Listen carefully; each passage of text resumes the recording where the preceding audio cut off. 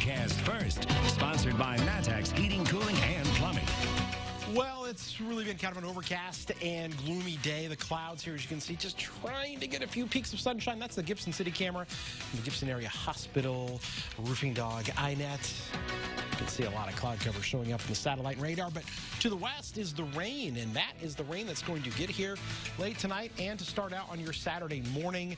So you've got a small window here if you're trying to get outside, if you're heading to the grocery store, and maybe doing some pickup tonight. You're dry through this evening, but that's going to change. And so are temperatures, because it feels great. 70 in Effingham.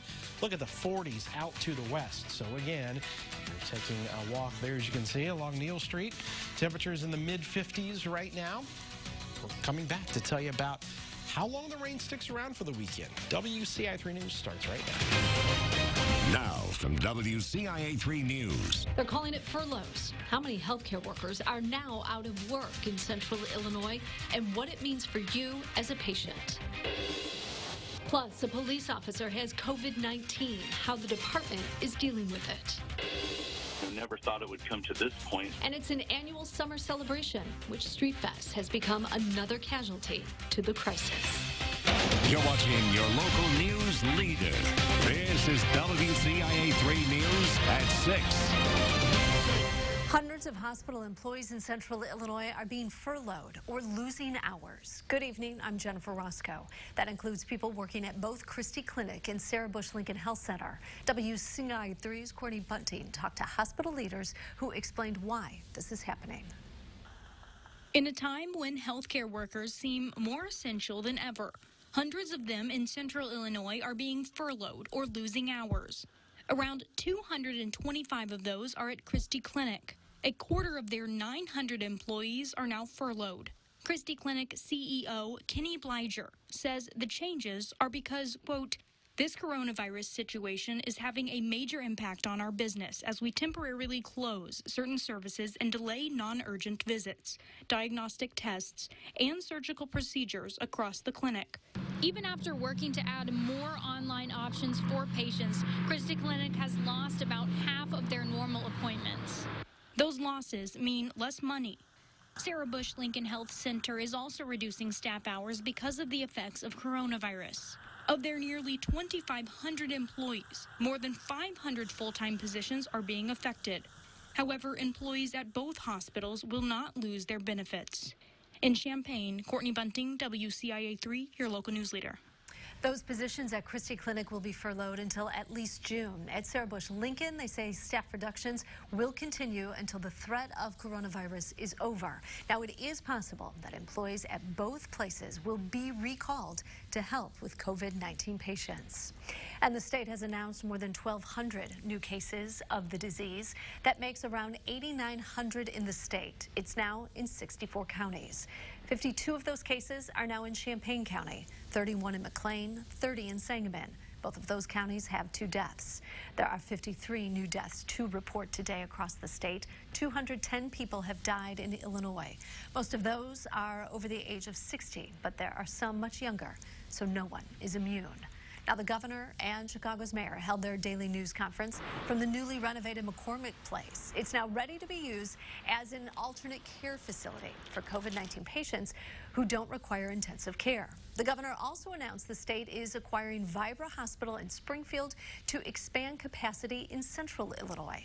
As for wearing face masks, they're not required yet, but the governor says they are very much recommended. Wearing something to cover your face is a good idea, based upon what the science says.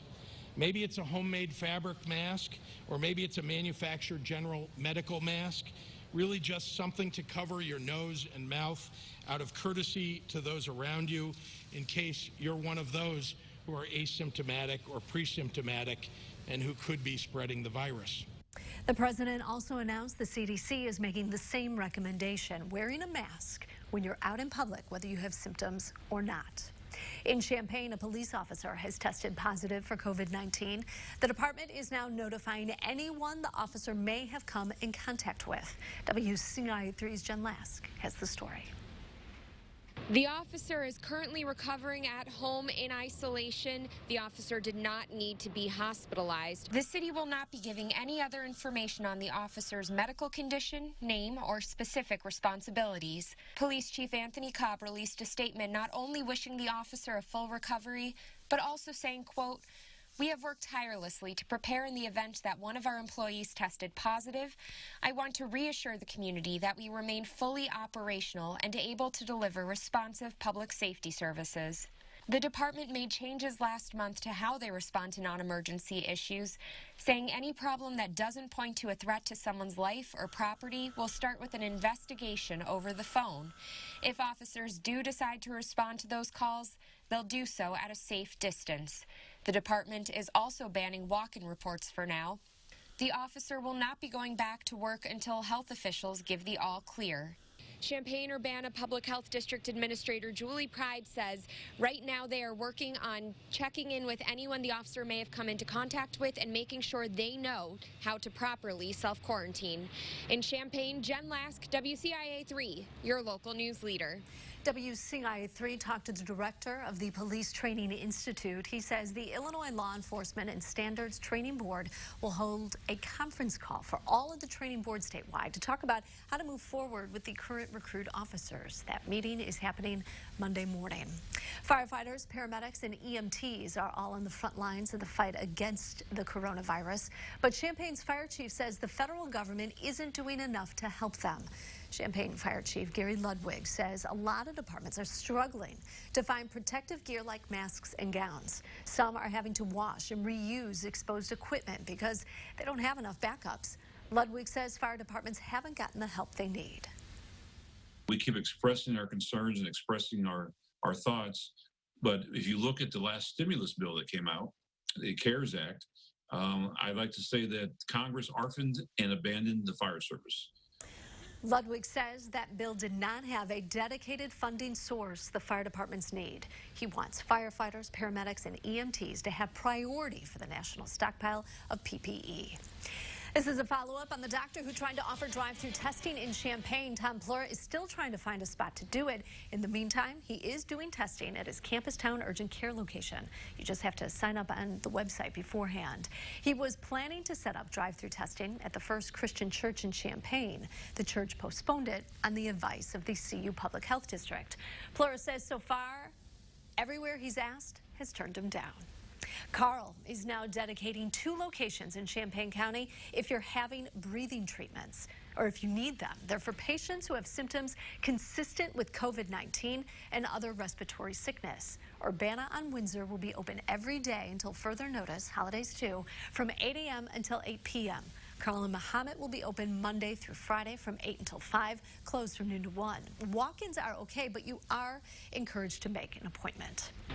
Here's an update for you. In a reversal of their actions to date, the Piatt County Board approved more than $30,000 in additional funding for the county's emergency management agency. A legal complaint filed 2 weeks ago said County Board Chairman Ray Spencer had blocked the EMA's ability to make emergency purchases and had acted as a spokesperson for the county. The board spent an hour and a half listening to the county's EMA director detail the need for all requested purchases. They voted to expand the department's budget to allow response to the pandemic. The move comes a day after Piatt County announced its first official case of COVID-19. An Amber Alert was sent out after a car was stolen with a toddler inside, what police found several hours later. Also tonight.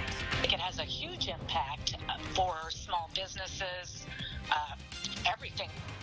It's one of the largest street festivals in the Midwest, the latest on the Decatur celebration. So the clouds here, the rain, not quite, but it will be by tomorrow morning. As we look at the roofing dog INET, Gibson area hospital camera, 69, 47, 10 degrees above normal. Like that. But here comes the rain. We'll show you when the sun comes back, though, coming up.